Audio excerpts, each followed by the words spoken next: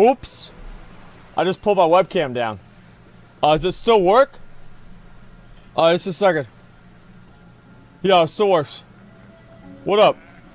Yeah, I know. Okay, just give me 1 second here. Let me go ahead and I'm going to look at the rest of these. And we'll take a look at the gaming disorder video. Like and subscribe. Ooh. That's a cock.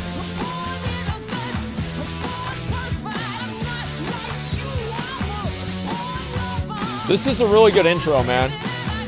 I feel like this is better than mine. Yeah, it's probably a lot better. It's 20XC, by the way? Yeah, I know that, but this is a little bit different. Okay. There's a whole lot of good in these Mysterios. Ooh. Oh, shit. Hello, is that General Mills? That's good. Yeah. We just did a 5-second joke about your product, and now we have no money because it was a very expensive 5-second joke. So, yeah, can we have a sponsorship deal? Oh, that'd be a good idea. Mm-hmm. Yeah, there you go. Yeah, that's me. Yeah? Okay. Well, fuck you then.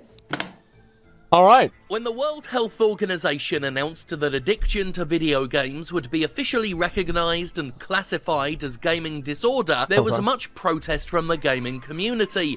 Before we do this video, I want to ask you guys, what do you think about that? Obviously, they're talking about gaming addiction disorder. Do you guys think that there is gaming addiction disorder? To me, I think that there is, right? And like, yeah, there is. Like, how can you say there's not? I mean, really. Like, okay, so everybody agrees on this. See, I know that there was this big thing where, like, you had all these people on Twitter, right? The celebrity nerds talking about, oh, that's not true. Video games just bring people together and they make everybody happy.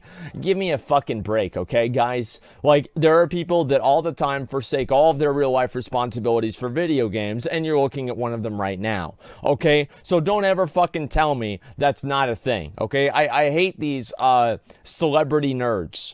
Literally one of the most insufferable parts of the internet and being part of video game culture. The absolute fucking worst.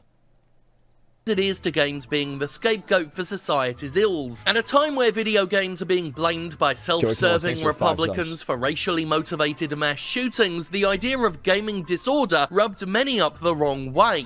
Many who perceived the classification as an attack on the medium, yet another attempt to regulate, restrict, or otherwise infringe on an industry they loved. So let's look at gaming disorder, what that actually means, and why the World Health Organization definition isn't something to be angry or upset about, even if, at a surface level, the idea of a United Nations agency saying video games can be addictive may be perceived by some among you as a slight or a threat. The WHO defines gaming disorder thusly: a pattern of gaming behaviour, digital gaming or video gaming, characterized by impaired control over gaming, increasing priority given to gaming over other activities, to the extent that gaming takes precedence over other interests and daily activities, and continuation or escalation of gaming despite the occurrence of negative consequences. They just explained at least every other 16-year-old that's in any first world country. Like, this is literally any kid. Like, think about this. All right, you can't quit playing the game. You just keep doing the game. You won't fucking do your schoolwork. Keep failing your classes. I don't care, Mom. I'm just gonna play video games. And you know, this is every other 16-year-old in the fucking world is like this. What do you mean? To diagnose someone with gaming disorder, the subject has to show severe impairment to their social skills, familial relationships, education, and work life.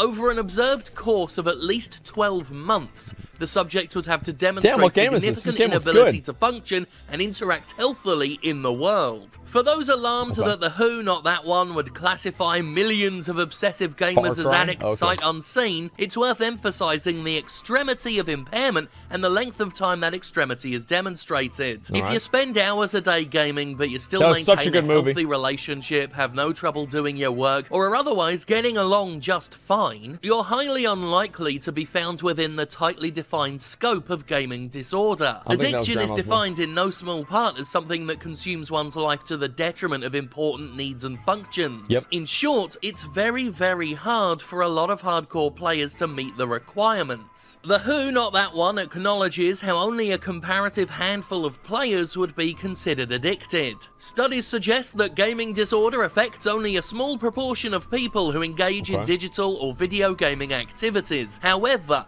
people who partake in gaming should be alert to the amount of time they spend on gaming activities, particularly when it is to the exclusion of other daily activities, as well as to any changes in their physical or psychological health and social functioning that could be attributed to their pattern of gaming behavior.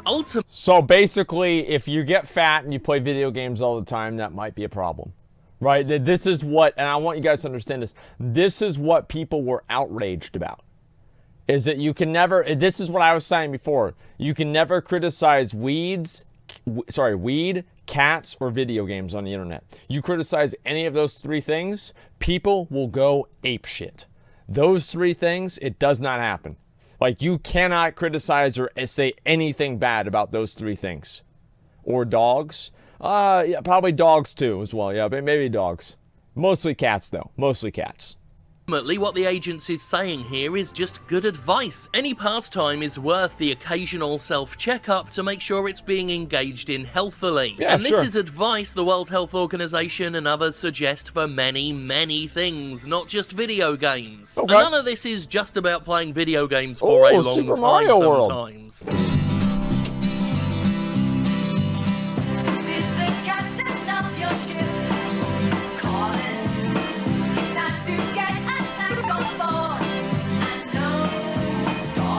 Reactions to the gaming disorder classification range from disbelief to indignation to the question, why are video games being picked on? Why are they being singled out as bad?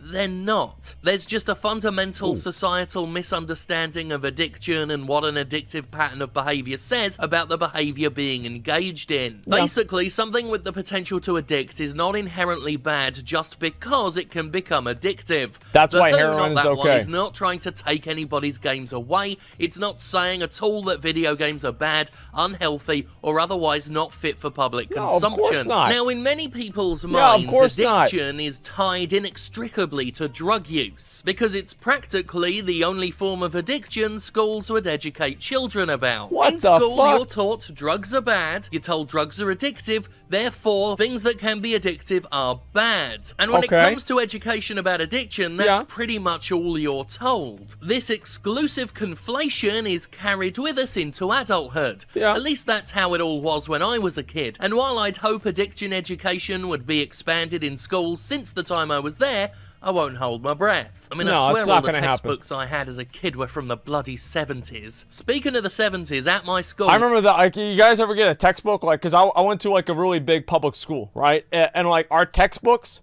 I could literally look at people that wrote their name in the textbook. I was in school in, like, the mid-2000s, right? Literally fucking 1984. Like, it's like, Bill Henry, you know, fucking signed this book out of the library in 1988 in December or in January for the second semester of junior high school, you know? Like, I mean, it is fucking insane, man. I had the exact same shit. Please explain why it looks like you smell... Wait, what the fuck does that mean? Okay, all right, I'm gonna go and look at this. One of the most extensive lessons about drug abuse we got was the teacher sitting us down to watch The Cross and the Switchblade, and I'm not even making that up. Hasn't there been enough killing and cutting? You can't tackle a horde of the toughest gangs in New York with a Bible. They're liable to crucify you. True. I just want to say that there's somebody who cares about you people, cares about you very much. You need Jesus. In fact, he loves you, just like you are. When he died on that cross, he was a man. So we grow up being told drugs are bad, drugs are addictive, addictive things are bad. Wait, was so that I'm a... not surprised See, that this when is, as I said, dude, look at this right here. being told drugs are bad, drugs are... Look at that. That's what scares me, dude. That's what scares me right there. You see that? Oh man, like that, and that's in a fucking school, bro.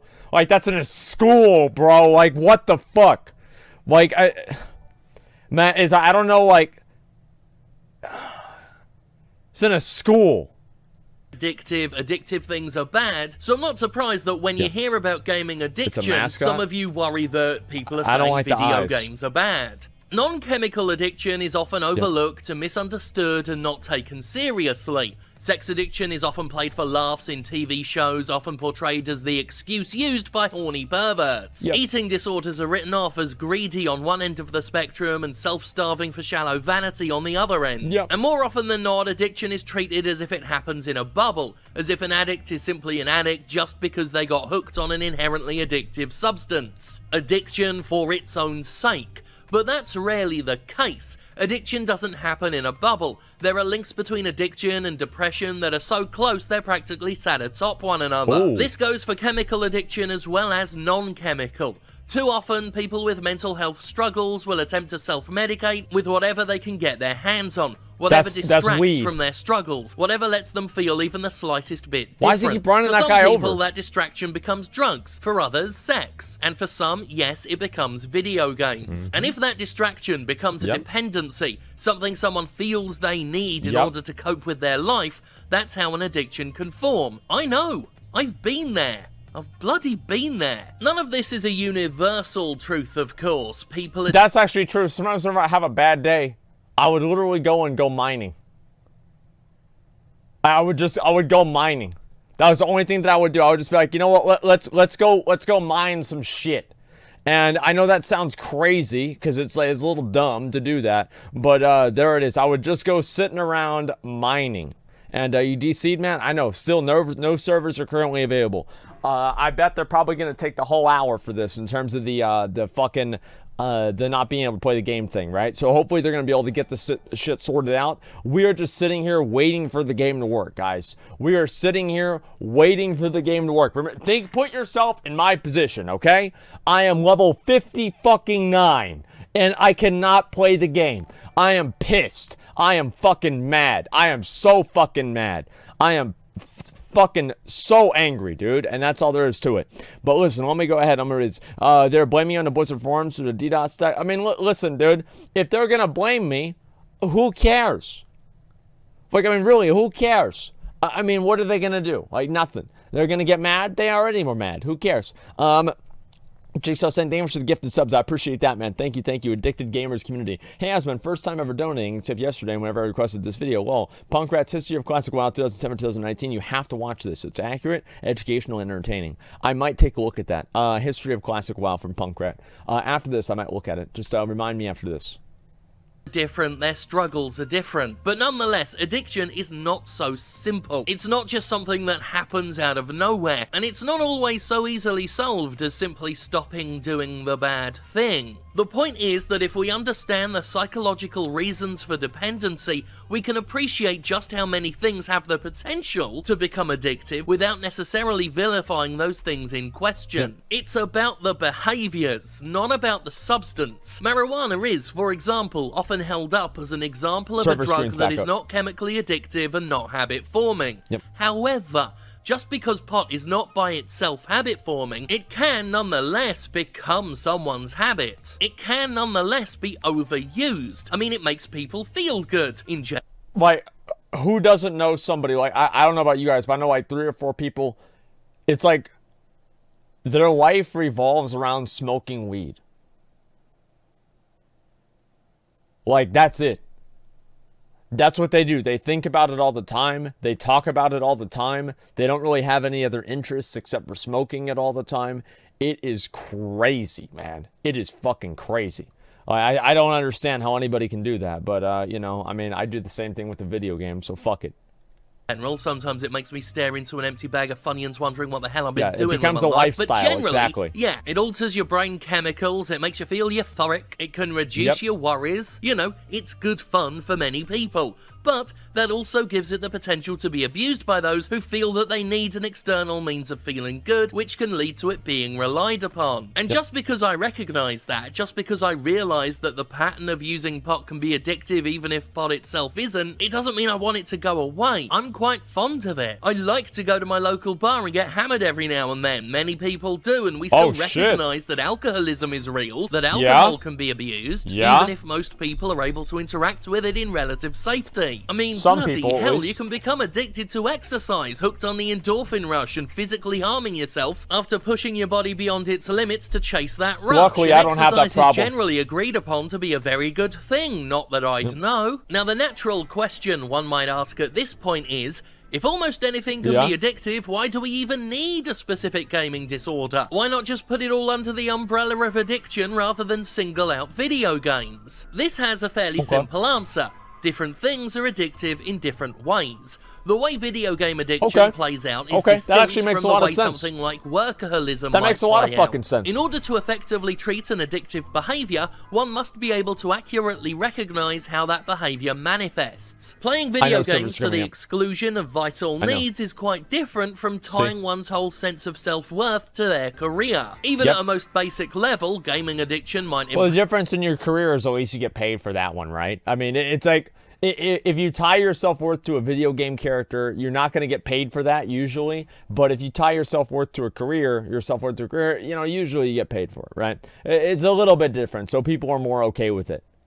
One's ability to work, whereas workaholism sees someone working way too much. Yep. And again, not even the Who Not That One is saying video game addiction is a widespread problem. It's simply saying that for some people it is a problem. The estimated number of gaming disorder cases sits at around 3 to 4% of the billions of players worldwide. At that tiny estimate, only opportunistic scaremongers will... Wait, what the fuck? That's a lot. Well, you got like 4%? That's like 1 in every 20 people that's playing video games is fucking addicted to them. You see like billions, like, oh, out of billions of people, only 3 to 4% of them are fucking addicted? That's millions. Don't you know what math is? Like, what the fuck do you mean? Like, that's like, what are millions of people? Holy shit. That's a lot, guys. Worldwide. At that tiny estimate, only opportunistic scaremongers will try to pretend it's a common societal issue. Most of those idiots are too busy blaming video games for the existence of domestic terrorism. Fact is, it's not a common societal issue, and the Who Not That One itself states so. But just because gaming disorder affects only a tiny handful of people, that doesn't mean it isn't important. The number of people hurting may be small, but they are nonetheless hurting. They are nonetheless not well, and they nonetheless need our understanding and compassion. If gaming disorder affected literally one single human being on the entire planet, I am so glad they never fucking thought of this whenever I was a kid. Because my mom was so into diagnosing me with things that were wrong with me. She was like, you have this wrong with you, you have that wrong with you, you have all these things wrong with you. And like, not like really, but she would always look into it, right, and think about it. She wouldn't like take me to the doctor or make me change anything because of it. But she was like just trying to understand why I did what I did, right? Because she was like, you know, she like psychology and like in college, she has like a degree in psychology and shit. I am so fucking glad that this shit did not come out whenever I was a kid, because she would be looking it up and trying to fucking characterize the way that I play the games and everything. I'm so fucking glad this shit did not happen. Just one individual, their struggle would be no less valid for their solitude. They would be no less deserving of recognition and help. And that's why I can't condemn the existence of gaming disorder as a classification. People are hurting themselves playing video games. That doesn't make video games evil, it makes the people who are hurt deserving of treatment. Damn. What the hell? What the fuck? God damn.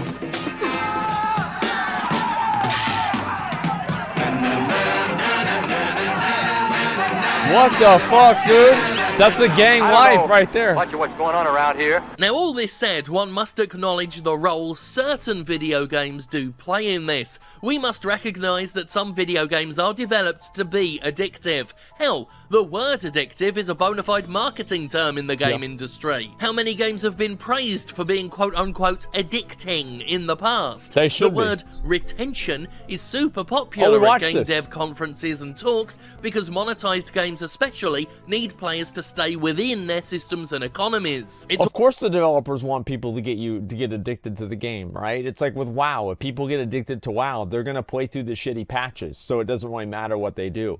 And that's the thing, is the more addicted you can get somebody to the fucking game, the more okay they're going to be whenever the game's fucking garbage. What the daily login bonus in a game is all about. The idea of the gameplay loop, the comfortably repetitive pattern of in-game activities, is fundamentally based in forming habits, in keeping the player interacting with the product by encouraging a satisfying pattern of behaviour. And while this can be perfectly harmless fun in many cases, it can also be weaponized against the player by less scrupulous publishers. Hook Habit Hobby. This is a model from Dimitri Dravano of Flare Games. It's a model for how people progress in a game. The hook is what gets you into the game to try out a free-to-play game. Then you build it into a habit that you play multiple sessions every day.